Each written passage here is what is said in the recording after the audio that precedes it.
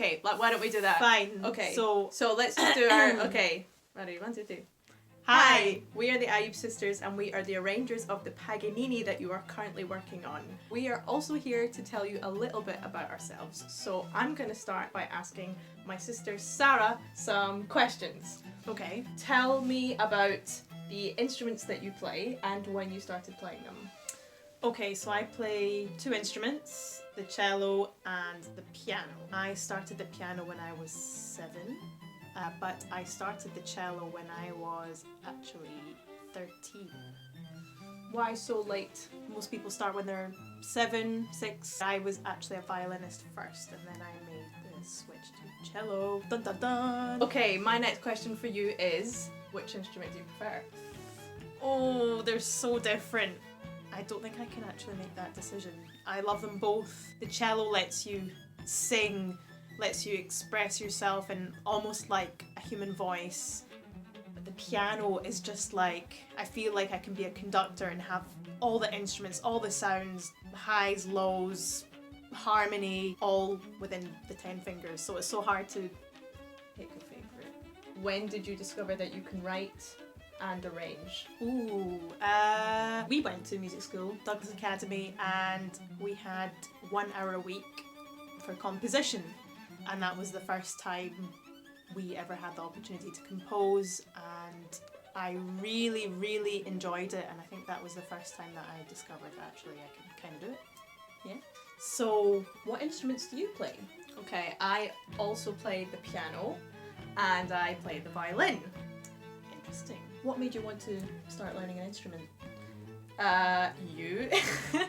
You started the piano first, and at that point, anything that you did was pretty cool. Obviously, being the older sister, Sarah is 3 years older than I am. So I think at first it was just the want to copy you, but actually after I started my first few lessons of piano, I realised I really loved it and I was good at it. And violin, I heard it being played in concerts and on the radio. I loved the sound that it made and wanted to make that sound. Obviously, the first few years of playing it, I did not make that sound or anything even close to it, but it was definitely the sound that made me fall in love with the violin as an instrument. And how did you get into arranging? In theory, I started arranging like when I was very young, but I didn't actually realise it was arranging at the time. We started playing all sorts of music together. We started playing by ear, pop songs, anything that we heard, we would try and translate on our instruments. Why don't you start, I'll take over that bit, and then we'll play the bit in the middle together, and then maybe we'll do that bit in thirds. That is arranging. We actually started doing it professionally. We started arranging our own music and performing our own arrangements in concerts, recording our own arrangements, and then actually writing our own music. That was the next step. We did study it at school and I took a module at college, but if I'm being totally honest, a lot of it was learning on the job. Trial and error, sitting in an orchestra, listening to what everybody's doing around you and thinking, oh, this bit gave me chills, this bit was scary, this bit was really empowering. What is it that the composer did? Looking at the score, oh, okay, horns were playing in unison with the cellos and that gave a really triumphant sound. Or, you know, all of the strings playing tremolando really, really pianissimo gave this magical effect. There's so much that you can learn by just being aware and present of your surroundings when playing with other people or when listening to music and following a score. I just thought of another question. Tell everyone about the first time you played in orchestra. Okay, the first time I played in orchestra was when I went on a residential course. I think it was just for a weekend. I think I was primary 5, which would make me 9, 8, 9, pretty young. And it was just 10. I think you would be 10. I'm just doing that. I think, yeah, 10. Thank you. Double figures. Thanks, Sarah. I was kind of shaken by the sound of so many people playing at the same time, playing different instruments, different effects were being created. The trumpets were so loud. The strings, when they all played at the same time, was like such a joyous and impactful sound. I think I was just really, my ears were switched on the whole time and I was very aware of everything. What about you? I remember I was a violinist at this point, and I was first desk of seconds. And I remember that was a huge achievement. That's and so specific. First desk. I remember being first desk Okay. of second. And again, that was the first time for me to hear the whole symphony orchestra, strings, brass, woodwind, percussion. Again, I think it was for the weekend, and I almost didn't want to go because that was the first time I'd ever left home for more than a couple of hours, and I remember feeling a bit sick and having butterflies, and Mum said, I promise as soon as you arrive you will love it. And I did, and that was such a pivotal moment for me personally because that was the first time I heard the sound of a cello, and that's when I fell in love. And after that course, I think I told Mum I want to play the cello. So yeah. She was not pleased.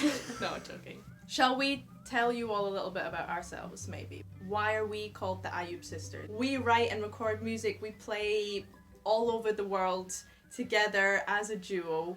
And it really started from just being kids, learning an instrument at the same time, playing together, entering competitions together, playing in concerts together.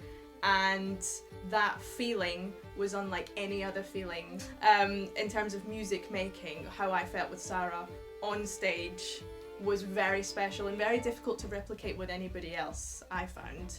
And the type of music that we play is so unique and specific to us, our musical taste, our cultural upbringing. We're Egyptian, Scottish.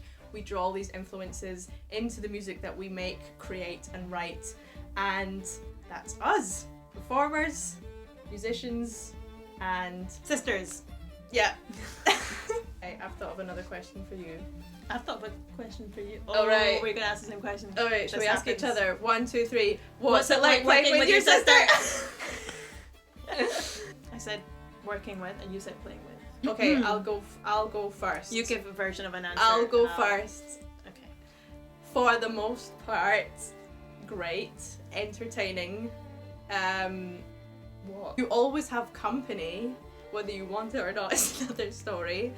Walking on stage is way less frightening with someone that really, really knows you and that you can trust, not only on a personal level but on a musical level. And just always having another set of eyes, looking over things, understanding situations, conversations that potentially could be misunderstood. Having a companion in every aspect of being a musician, being in the music industry. Sorry, it's making me laugh. Like a companion is like a dog. Man's best friend. It's so much fun. Okay. Do you have any advice for any of the musicians that have signed up to the Benedetti Foundation sessions? Enjoy it, try and soak in as much as you can. There's so much information, and you guys are really so lucky to have such amazing tutors spending time with you guys, coaching you, giving you ideas on how to play in other musical styles. Really enjoy it, and don't worry if you're finding it difficult or you're struggling with anything. We went through the same process. We started about the same age as you guys, and just try and be the best that you can be and really enjoy the process. I think that's some good advice. I'd also say out with the sessions later in your musical development. Be as experimental as possible. Experimental. Experimental. Experimental. Be as Daring. Okay, cut. Be as experimental as. It sounds so wrong. Experimental. But That's a are you genre of telling me? music. Are you telling? Experimental.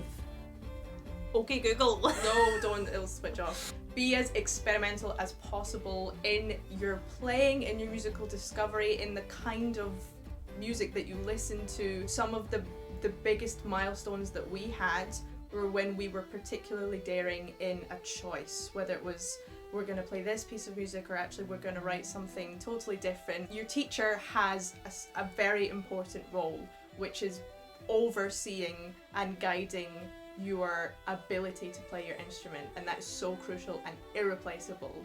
But what the teacher won't necessarily be able to do for themselves is tell you what you love to do. That's something that you need to find out yourself, and that took us a while, but it was so worth it when we started actually really asking ourselves those kind of questions. When am I the most happy? When am I the most satisfied? Is it when I'm sitting in an orchestra? Is it when I'm playing in a quartet? There is only one person that can answer that, and that is yourself. So take as much time as you need to figure out the answer to that. And it doesn't necessarily mean this will be your career path, but it's just good to always ask yourself these questions. Try new things. Don't worry about trying something and failing. That is part of the process. Everybody goes through these stumbling blocks. It's just totally normal. But be kind to yourself in the process and enjoy the joy of playing a musical instrument. We hope you enjoyed our video and enjoyed getting to know us. We hope you are enjoying our Paganini arrangement, and we can't wait to hear it. Bye. Bye.